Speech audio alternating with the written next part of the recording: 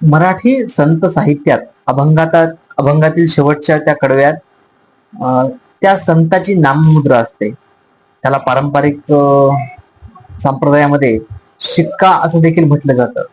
संत तुकाराम महाराजांच्या अभंगात तुका म्हणे, संत नामदेव महाराजांच्या अभंगात नामा म्हणे, जनाबाईच्या अभंगात जनी म्हणे किंवा नामयाची दासी, एकनाथ महाराजांच्या अभंगात एका जनार्दनी असा शिक्का असतो.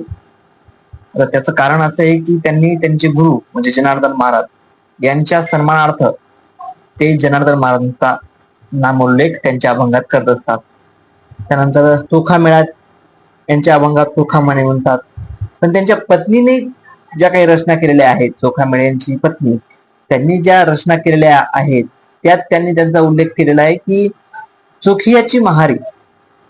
त्यामुळे त्यांनी चोखियाची महारी, महारी म्हणजे चोखा मेळ्याची सेविका किंवा दासी असं त्यांचा उल्लेख त्यांनी केलेला आहे. ज्ञानेश्वर महाराजांचे जे काही अभंग आहेत त्यात ज्ञानदेव म्हणे असा उल्लेख आहे, तर काही ठिकाणी बाप रखुमा देवी वरू असा सुद्धा उल्लेख आहे. म्हणजे त्यांनी विठ्ठल आणि रुक्मिणी म्हणजे बाप रखुमा देवी वरू म्हणजे विठ्ठलाची एक उपमा त्या अभंगात त्यांच्यासाठी त्यांनी दिलेली आहे. त्याशिवाय कानोपात्राची कानोपात्रा म्हणे, बहिणाबाईची बहिणा म्हणे आणि संत सावतामाळी यांची सावता म्हणे, अशा अनेक संतांच्या नाममुद्रा त्या त्या अभंगात त्यांनी वापरलेल्या आहेत.